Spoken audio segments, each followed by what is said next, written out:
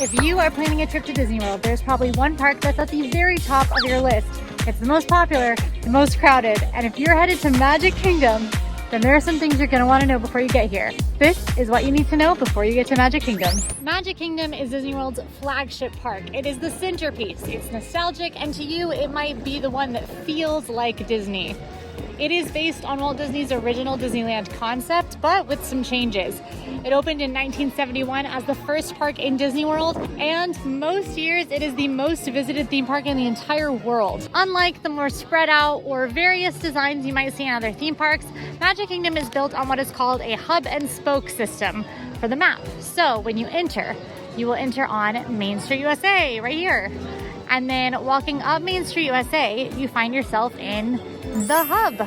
Here's the hub. Let's talk about the spokes. There are a bunch of lands in Magic Kingdom. All of them, except for one, is accessible directly off of the hub. The hub is right here.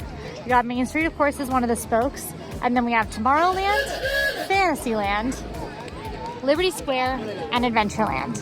Back behind Liberty Square and Adventureland is Frontierland, which doesn't have its own spoke, but it's pretty close to Liberty Square and Adventureland. A fun fact is, though it does feel like you're standing on the ground, the entire park at Magic Kingdom is built on the second story.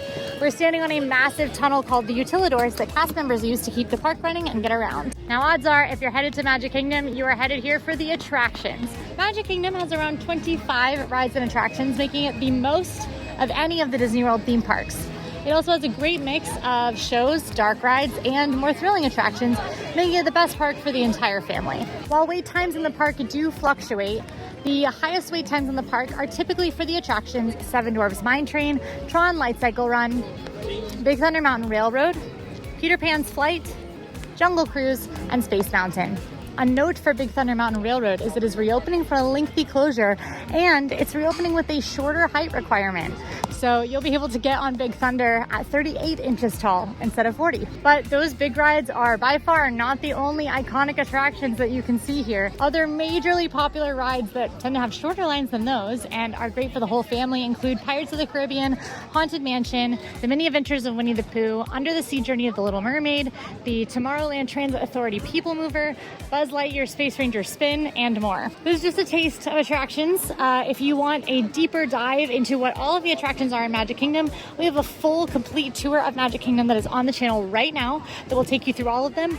Or you can check out our full guide to all of the rides in Disney World, where I'll talk you through all the rides and explain when they might be must-dos for you. Though Magic Kingdom does have some shows, they are more like attraction shows. They're animatronics and things like that. There aren't a ton of seated stage shows in Magic Kingdom. However, Magic Kingdom does have a ton of live entertainment. You might notice some streetmosphere entertainment like the iconic Dapper Dans, or shows in front of the castle like Mickey's Magical Friendship Fair. But the real star when it comes to entertainment in Magic Kingdom is when it comes to parades and spectaculars.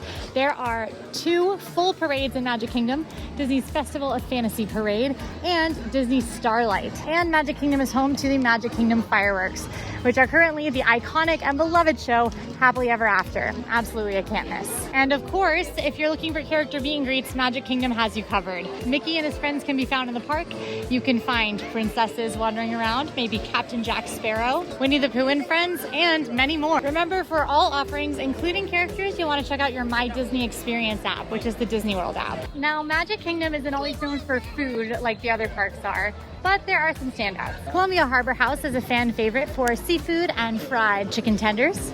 Cosmic Ray's Starlight Cafe is a pretty big spot that has picky eater friendly options like more chicken tenders and burgers. Pecos Bill Tall Tale Inn and Cafe has a more Tex-Mex Southwestern style. And Casey's Corner is iconic for its hot dogs and corn dog nuggets. When it comes to snacks, you may want to pay a visit to Aloha Isle for the iconic Disney World Dole Whip. Sleepy Hollow Refreshments is home to some pretty surprising loaded waffles, as well as funnel cakes and hand-dipped corn dogs. And a fan favorite is the Adventureland Spring Roll Cart, which does have cheeseburger spring rolls that are delicious.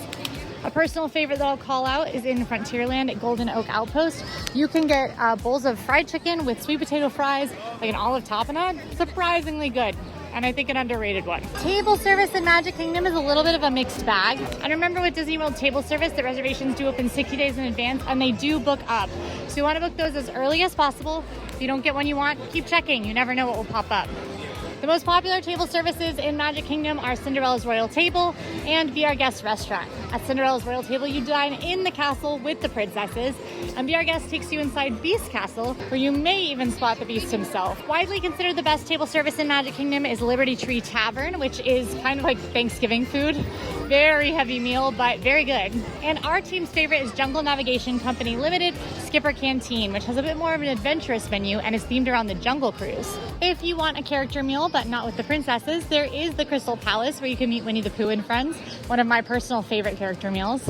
And not technically a table service, but still high demand and requires reservations, is Beak and Barrel, the pretty new Pirates of the Caribbean themed bar. If you're curious about any of these spots, we do have reviews of all of these restaurants up on the channel now. For dessert, we recommend heading to Plaza Ice Cream Parlor for some hand-scooped ice cream on Main Street, or Gaston's Tavern for a giant cinnamon roll covered in icing. Or you can always just go to an ice cream stand and get the classic Mickey bar. Can't go wrong with it. And of course, you also need to know how to get to Magic Kingdom. If you drive, you'll find yourself parking at the Transportation and Ticket Center. This is a parking lot that is all the way across the lagoon from Magic Kingdom. From there, you'll head through security and then take the monorail or ferry boat to get to Magic Kingdom. This is inconvenient. It takes a lot of time. Usually it takes about 30 minutes to get from your car to Magic Kingdom gates, and that's if there's no slowdowns. If you're staying at a Disney World Resort hotel, you may take the monorail to get here.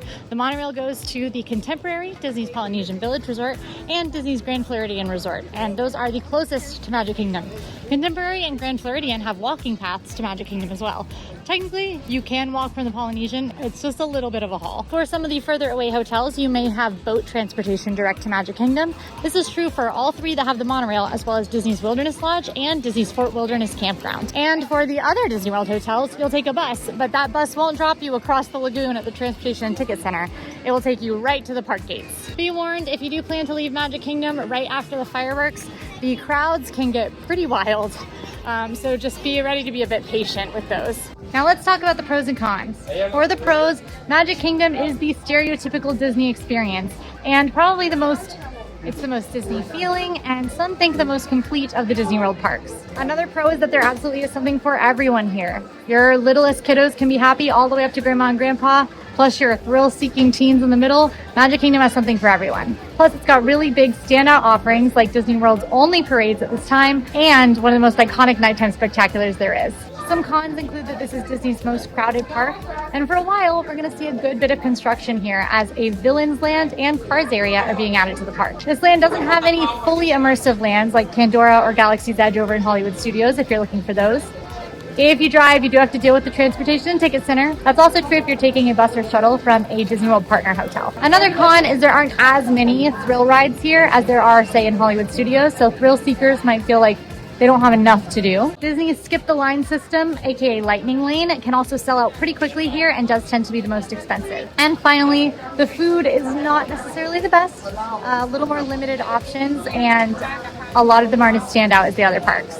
And that is what you need to know before you come to Magic Kingdom. This was a surface level crash course. If you want more of a deep dive, we have so many Magic Kingdom videos on the channel. Perhaps the one that can be the most helpful is watching my secret to the best day at Magic Kingdom in 2026, which is a full guide to having the best day here. If you're still here, like this video and drop the secret code in the comments so we know you made it all the way. Plus, don't forget to subscribe. We upload tips, info, games, and more from Disney World and beyond all week, because we are serious about fun.